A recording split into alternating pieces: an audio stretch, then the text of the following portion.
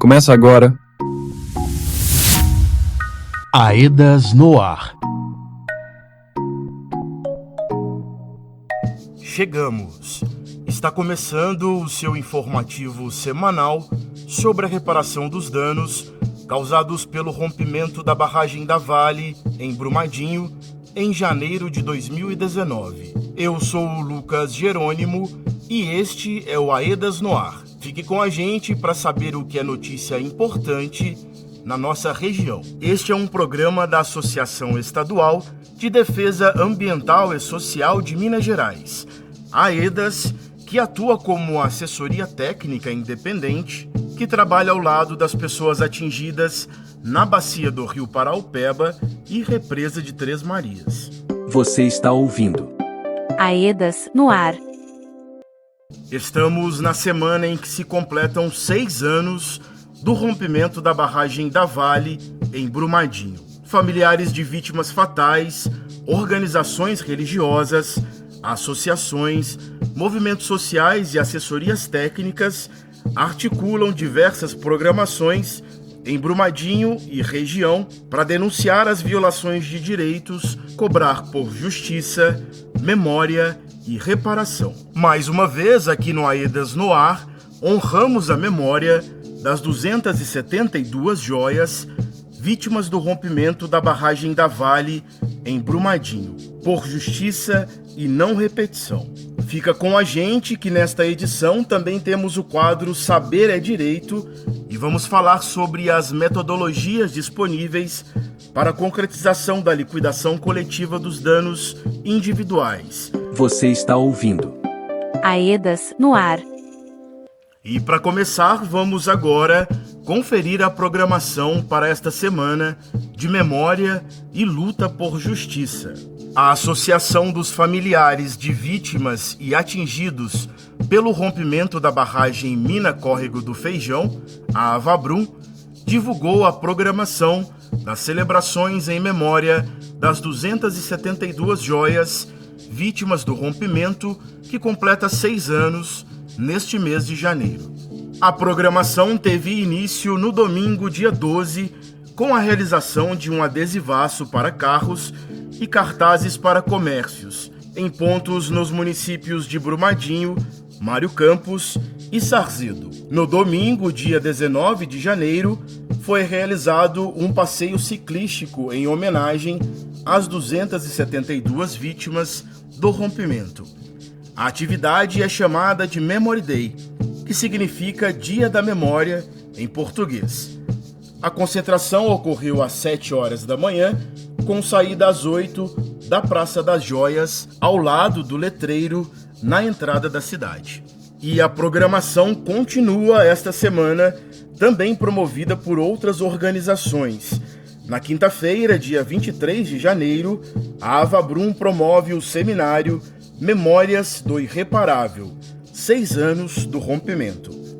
Na sexta-feira, dia 24, a Associação de Familiares também promove a Carreata da Justiça e uma noite de louvor. A Renser, Região Episcopal Nossa Senhora do Rosário, da Arquidiocese de Belo Horizonte, também se soma ao calendário de atividades da semana do dia 25.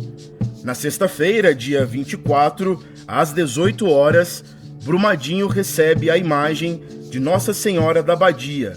Uma procissão levará a santa, que chega de embarcação pelo Rio Paraupeba e vai até o Santuário Arquidiocesano de Nossa Senhora do Rosário. No dia 24 de janeiro, o Movimento dos Atingidos por Barragens, OMAB, realiza atividade em Belo Horizonte. O movimento realizará um ato em denúncia às insuficiências do acordo de reparação pelo crime na bacia do Paraupeba, como corte e fim do programa de transferência de renda, o PTR. Já no sábado, dia 25 de janeiro, na data que marca os 6 anos de rompimento, acontece o ato em memória das joias promovido pela Avabrum. No mesmo dia, será realizada a inauguração do Memorial das Vítimas do Rompimento, que foi construído em Brumadinho.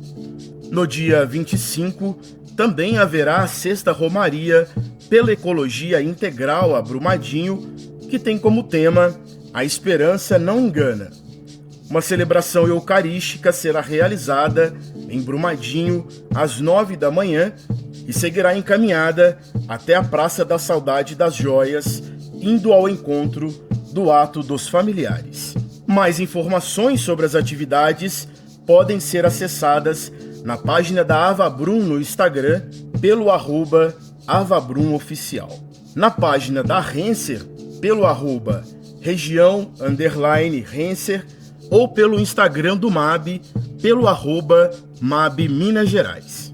Vamos agora para o nosso quadro Saber é Direito, em que a gente convida a equipe de estratégias jurídicas da reparação para prosear com a gente. Saber é Direito. No Saber é Direito de hoje, vamos falar sobre as metodologias disponíveis para a concretização da liquidação coletiva dos danos individuais. Também na pauta, o modelo que está sendo proposto dentro do processo, as fases da liquidação coletiva e quais os danos já foram reconhecidos e como serão identificados novos danos. Para isso, recebemos aqui no nosso programa os advogados Letícia Zampier e Matheus Ferreira, da equipe de estratégias jurídicas da reparação da AEDAS. Sejam bem-vindos. Ei, Lucas, olá a todas e todos. Olá, Lucas, olá, ouvintes do AEDAS no Ar. Lembrando, pessoal de casa, que esse tema da liquidação coletiva diz respeito aos danos individuais, danos que não estão contemplados no acordo judicial. Por isso, eles são tratados em outro processo em andamento na Justiça desde o rompimento. Vamos lá então, Letícia, qual o modelo proposto da liquidação coletiva dos danos individuais? Boa pergunta. Mas antes de começar a responder, é importante reforçar que, apesar de ter sido aprovada pelo juiz do processo, o Dr. Murilo, no final de 2023, o modelo que eu vou falar aqui se trata de uma proposta, ou seja, ainda está em debate e ainda passará por detalhamento e discussões entre as partes do processo. Mas nós, das ATIs e as instituições de justiça, entendemos que a liquidação coletiva é o melhor modelo para permitir a maior garantia possível de direitos na reparação dos danos individuais. Dito isso, vamos conversar sobre esse modelo. Primeiro, é importante explicar que, apesar do nome ser liquidação coletiva, nós estamos falando do processo que determina a reparação individual dos danos. Esse modelo representa uma solução de forma cooperada entre as partes e, com a colaboração de todos os envolvidos, poderá observar acordos anteriores e o microsistema de proteção das pessoas atingidas por barragens, que são a PENAB e a PEAB. Isso quer dizer que, por conta das proporções do desastre socioambiental de Brumadinho, muitas pessoas sofreram danos similares, o que justifica um modelo de liquidação coletiva, mas não exclui pedidos individuais na justiça. Nem todas as famílias têm condições de arcar com advogados e perícias. Dessa forma, o modelo de liquidação coletiva visa garantir isonomia, igualdade e justiça no processo reparatório para todas as pessoas atingidas. Nesse modelo, as pessoas são representadas pelas instituições de justiça. E nessa fase da liquidação coletiva dos danos individuais, foi determinado que seria utilizado um modelo no qual todos seguirão os parâmetros estabelecidos pela matriz de danos e reconhecimento, que será construída pela perita judicial no processo, a Universidade Federal de Minas Gerais. Letícia, então, em outras palavras, a UFMG, a Universidade Federal aqui de Minas, está realizando estudos sobre os danos sofridos e complementando os dados que irão determinar os grupos de pessoas atingidas. E depois, o que acontece? Depois será construída uma proposta com essas conclusões, um quadro, uma matriz, com os danos materiais e morais e o valor de cada dano. Esse quadro será a base para as indenizações. E aí, depois de criado esse quadro, será possível relacionar os grupos das pessoas atingidas aos grupos categorias de danos e então, conforme as pessoas forem identificadas e reconhecidas com base nas formas de comprovação de pertencimento aos grupos, elas poderão receber as indenizações correspondentes aos danos sofridos. Mas reforçando, Esse é um modelo em construção. Ainda é possível ocorrer alterações. Hora da nossa pausa, intervalinho rápido e na volta a gente continua a prosa com o pessoal da equipe de estratégias jurídicas da reparação sobre a liquidação coletiva. Está com dúvidas? Fique por aqui que logo a gente te ajuda a entender. Voltamos já. Estamos apresentando Aedas no Ar. Voltamos a apresentar Aedas no Ar. Voltamos. Por aqui Lucas Jerônimo e o Aedas no Ar, o seu informativo semanal sobre a reparação de danos na bacia do Rio Paraupeba e represa de Três Marias, atingida pelo rompimento da barragem da mina Córrego do Feijão, de propriedade da Vale, em 2019. Nós também estamos diariamente na internet com informações importantes para a população atingida. O nosso site é aedasmg.org e nas redes sociais você nos encontra pelo @aedasmg. No primeiro bloco do nosso programa, tivemos a primeira parte do quadro Saber é Direito de hoje. Estamos conversando com a Letícia Zampier e o Matheus Ferreira, da equipe de estratégias jurídicas da reparação da Aedas. Falamos sobre o modelo proposto e as fases da liquidação coletiva dos danos individuais. Matheus, as pessoas atingidas aguardam por esse direito à reparação individual. Você pode explicar mais as fases da liquidação? Quais são essas fases e como elas se dividem? As fases da liquidação decorrem da necessidade de se definir os grupos de pessoas atingidas, antes da valoração e pagamento dos danos. Esse primeiro passo permite visualizar as pessoas que serão indenizadas ao longo da bacia, e isso levará a compreender melhor como será a organização dos danos nos territórios e organizar a liquidação para, finalmente, realizar o pagamento das indenizações. A indenização é a definição do valor em dinheiro a ser pago para cada atingido, incluindo também o pagamento aos sucessores em caso de falecimento do atingido, que são filhos, netos, familiares vivos, entre outros, seguindo a ordem estabelecida no direito. Esses valores serão executados aos beneficiários dos direitos. Quer dizer, cada pessoa atingida irá pleitear individualmente os seus direitos, que já terão sido reconhecidos e valorados. A liquidação coletiva é composta por 3 fases. Matheus, as pessoas atingidas aguardam por esse direito à reparação individual. Você pode explicar mais sobre as fases da liquidação, quais são essas fases e como elas se dividem? A primeira fase é a definição das categorias de danos e de grupos de pessoas atingidas. Nesta etapa, que contará com o trabalho da perícia, serão identificados os danos decorrentes do rompimento e os grupos de pessoas atingidas. Os atingidos serão categorizados da forma mais ampla para facilitar a identificação de danos que cada grupo sofreu. A segunda fase proposta é a da valoração. Nela serão estabelecidos parâmetros para valorar os danos, sua extensão e intensidade. Estes parâmetros visam facilitar o cálculo financeiro que será pago por cada dano sofrido. Assim, cada atingido não terá de comprovar a existência e intensidade do seu dano para determinar o valor a ser pago, pois estes valores serão definidos de forma prévia. A terceira fase é a da comprovação. Nesta fase serão criadas formas de comprovação de pertencimento ao grupo de atingidos e, quando necessário, da extensão do dano, cuja avaliação se dará de forma individualizada. A proposta é que estes critérios sejam simplificados, pois entende-se que as provas são de difícil produção. Outras não conseguem mais ser provadas por causa do tempo e da gravidade das consequências do rompimento e podem também demandar muito dinheiro para serem produzidas. Sim, Matheus. Além disso, o que é mais importante destacar? É importante destacar que, com a inversão do ônus da prova, é dever da Vale provar que os danos e as comprovações não são verdadeiras ou não são decorrentes do rompimento. Esta vitória decorre do reconhecimento da vulnerabilidade das pessoas atingidas diante de uma empresa que possui maiores condições financeiras e tecnológicas de produzir provas. Outro ponto que merece destaque é quanto ao recebimento do PTR. O acesso ao PTR não é uma garantia de que quem o recebe será reconhecido como atingido e se beneficiará dos resultados da liquidação coletiva.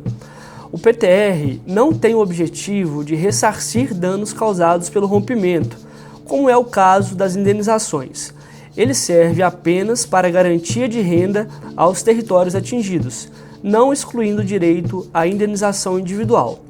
O PTR é uma forma de movimentar a economia local, onde houve consequências do rompimento, permitir condições das pessoas seguirem participando do processo de reparação, mas não funciona como um reconhecimento de que aquela pessoa foi de fato atingida pelo desastre-crime e receberá indenização individual. Assim, quem recebe o PTR poderá, caso tenha direito reconhecido, receber a indenização pelas vias disponíveis. Entendemos que os danos do programa poderão ser usados como base para essa elaboração, mas não como algo definitivo e limitador dos direitos. A gente segue para saber com a Letícia quais os danos já foram reconhecidos. No termo de compromisso firmado em 2019, entre a Vale e a Defensoria Pública de Minas Gerais, foram reconhecidos danos e titulares de direitos à indenização. Esses danos são dados como incontroversos, ou seja, sobre eles não tem mais discussão. Eles existem e as pessoas atingidas que sofreram devem ser indenizadas. São eles os danos a imóveis rurais e urbanos, direito à propriedade, à posse e à moradia, danos à produção rural, danos a bem imóveis, danos econômicos e financeiros considerados os lucros cessantes e aumento do custo de vida e danos morais, por exemplo. É importante lembrar que na época que esse termo foi firmado, ainda não existia legislação e nem análise pericial suficientes para compreender a variedade dos danos, a extensão dos danos e nem identificar quem eram as pessoas atingidas. Por isso, o próprio termo previu que estes danos poderiam ser complementados através de estudos e de perícias. As legislações específicas, que são a PENAB e a PEAB, elas definiram o conceito de atingido e estabeleceram critérios para a identificação dos danos. Associada a essas conquistas no legislativo, o Comitê Técnico Científico da UFMG vem produzindo estudos para complementar a categorização dos danos e da população atingida, com especial destaque para o subproduto 3, que teve como objetivo caracterizar e avaliar a população atingida pelo rompimento da barragem. Este estudo foi dividido em 8 dimensões e 26 categorias de impacto e foi entregue no final de 2023. As IJs defendem que estes elementos identificados pelo CTC, pela perícia da UFMG, no diagnóstico de danos, devem ser aproveitados na fase de liquidação, servindo para a construção da matriz. Letícia, as ATIs, as assessorias técnicas independentes, entre elas a AEDAS, também realizaram estudos, Por outra frente, as ATIs, com a participação ampla da população atingida, realizaram estudos técnicos, em especial o produto G, já divulgado, que consiste no mapeamento de danos e reconhecimento da bacia do Rio Paraupeba e Lagoa de Três Marias.